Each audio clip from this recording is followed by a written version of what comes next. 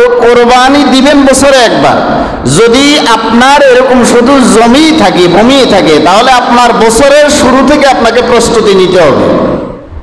এরকম আগের মানুষগুলো আছিল 2 টাকা 4 টাকা 5 টাকা করে জমায় জমায়, যাদের নগদ অর্থ ছিল না, ফসল করত বা বিভিন্ন কলা বিভিন্ন কিছু বিক্রি করত, কদু বিক্রি করত, কদু বেচা টাকা থাকতো জমা রাখতো, ধান বেচা টাকা রাখতো। আস্তে আস্তে দেখা যাইতো যে বছর শেষে কোরবানির সময় তার কোরবানির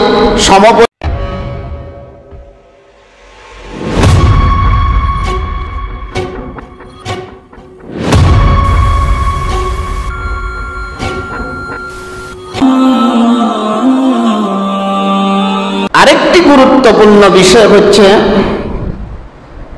অনেকের নগদ অর্থ নাই, নগদ জায়গা জমি আছে, জায়গা আছে। এরকম জায়গা বাড়ির বাসস্থান ছাড়া যদি বাহিরে এই পরিমাণ সম্পদ থাকে যেটার বিক্রয় মূল্য নেশাব পরিমাণ হয় অথবা নেশাব থেকে বেশি হয়, তাদের উপরও কি হয়? কোরবানি ওয়াজিব হয়। কোরবানি কি হয়? ওয়াজিব হয়। এখন বলে যে 180 বলে যে হুজুর আমার কাছে তো এই টাকা নাই, জায়গা আছে। তো জায়গা থাকলে আপনি পুরো একটা বছর যে আপনি চলেছেন আপনার ফ্যামিলি নিয়ে, কোনো সমস্যা হয়েছে? কোনো তো সমস্যা হয় নাই। তো কোরবানি দিবেন বছরে একবার। যদি আপনার এরকম শুধু জমি থাকে, ভূমি থাকে, তাহলে আপনার বছরের শুরু থেকে আপনাকে প্রস্তুতি নিতে হবে। এরকম আগের মানুষগুলো আছিল 2 টাকা 4 টাকা 5 টাকা করে জমায় জমায়, যাদের নগদ অর্থ ছিল না, ফসল করত বা বিভিন্ন কলা বিভিন্ন কিছু বিক্রি করত, কদু বিক্রি করত, কদু বেচা টাকা থাকতো জমা রাখতো, ধান বেচা টাকা রাখতো। আস্তে আস্তে দেখা যাইত যে বছর শেষে কোরবানির সময় তার কোরবানির সমপরিমাণ অর্থ হয়ে যায়, আরো বেশি হয়ে যায়, মায় মসল্লাও কিনতে পারে। তৎকালের লোকগুলোর দৃষ্টিভঙ্গি এভাবে ছিল। আর আমাদের দৃষ্টিভঙ্গি হলে আমরা কিভাবে বাঁচতে পারি?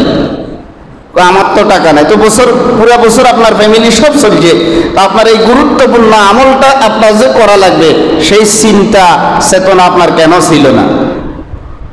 তাহলে বসত বাড়ি ছাড়া যদি আলাদা এমন কোন সম্পদ থাকে যেই সম্পদ বিক্রি করলে বর্তমান বাজার মূল্য 80,000 টাকার কিছু সামথিং হবে, তার উপরও কি কোরবানি ওয়াজিব। কৌশল শুধু আমরা কৌশল অ্যাপ্লাই করি ইসলামী বিধানের ক্ষেত্রে কিভাবে বাঁচা যায়।